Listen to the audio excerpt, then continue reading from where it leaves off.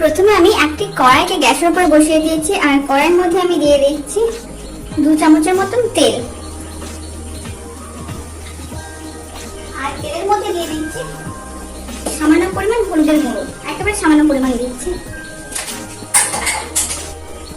আর দিয়ে দিচ্ছি সামান্য পরিমাণ নুন।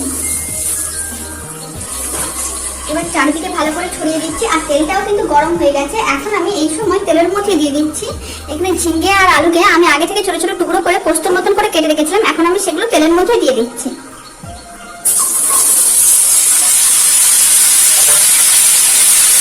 এখন ঝিঙ্গে আলুগুলোকে আমি হালকা ভেজে নিচ্ছি।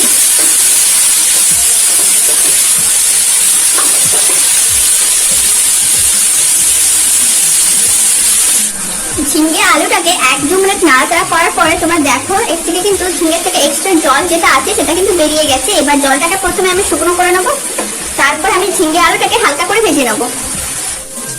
তোমরা দেখো ঝিঙ্গে আলুটাকে কিন্তু আমি একেবারে হালকা করে ভেজে নিয়েছি। আর এইভাবে একটু হালকা করে ভেজে নিলে কি হয়, ঝিঙ্গের মধ্যে একটা গন্ধ থাকে, সেই গন্ধটা কিন্তু আর একেবারে থাকে না, খেতে অনেক বেশি ভালো হয় তরকারিটা। এবার আমি এটাকে কড়াই থেকে নিয়ে নিচ্ছি। এখন আমি ওই কড়াইয়ের মধ্যে নিয়ে নিচ্ছি 1 চামচের মতন সরষের তেল। এবার এর তেলের মধ্যে আমি দিয়ে দিচ্ছি একটা শুকনো লঙ্কা ফোড়ন। এবার লঙ্কা ফোড়নটাকে প্রথমে আমি হালকা একটু ভেজে নিচ্ছি।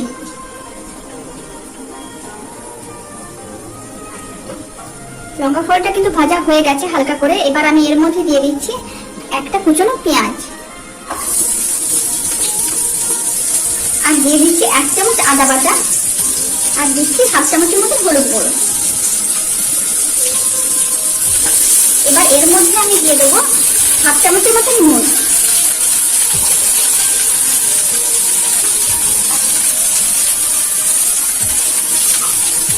এবার মশলাগুলোকে প্রথমে আমি হালকা করে ভেজে নিচ্ছি। মশলাগুলোকে কিন্তু আমি হালকা করে ভেজে নিয়েছি। এবার আমি এর মধ্যে দিয়ে দেবো 2 চামচ বাদাম বাটা। আর এখানে আমি আগে থেকে বাদামটাকে বেটে রেখেছিলাম। আর এর মধ্যে আমি একটা কাঁচা লঙ্কাকে বেটে রেখেছি। এবার আমি 2 চামচ বাদাম বাটা দিয়ে দিচ্ছি। আর এখানে আমি কাঁচা বাদাম দিয়েছি। তোমরা ভাজা বাদাম কাঁচা বাদাম যাই দিতে পারো, কিন্তু কাঁচা বাদামটা দেওয়ার চেষ্টা করবে, তাহলে কিন্তু খুব ভালো হয় টেস্টটা।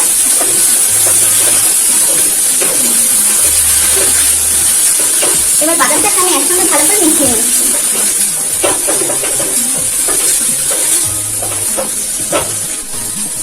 বাদাম বাটাটাকে আমি মশলার সঙ্গে হালকা করে ভেজে নিয়েছি। এই সময় আমি এর মধ্যে দিয়ে দিচ্ছি আগে থেকে যে ঝিঙ্গে ও আলুগুলোকে আমি ভেজে রেখেছিলাম, এখন আমি এর মধ্যে দিয়ে দিচ্ছি। এবার ঝিঙ্গে আলুর সঙ্গে বাদাম বাটাটাকে আর মশলাগুলোকে ভালো করে একসঙ্গে মিশিয়ে নিচ্ছি।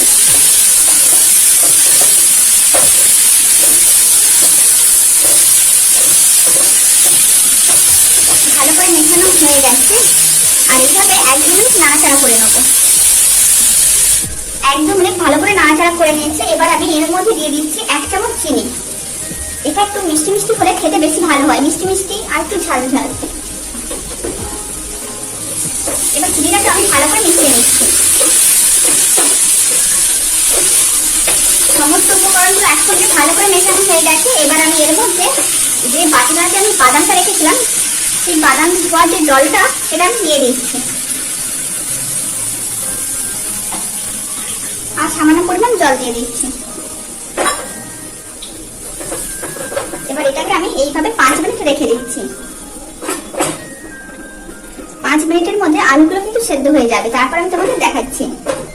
এটা কিন্তু খেতে অনেকটা পোস্তর মতন হয়, খুব ভালো টেস্ট হয়। তোমরা কিন্তু অবশ্যই একবার বাড়িতে ট্রাই করতে পারো।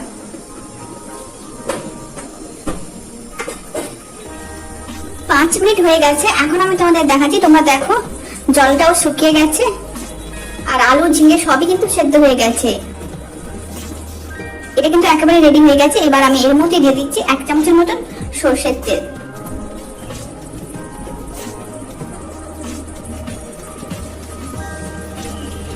এবার আমি ফ্লেমটাকে অফ করে দিচ্ছি।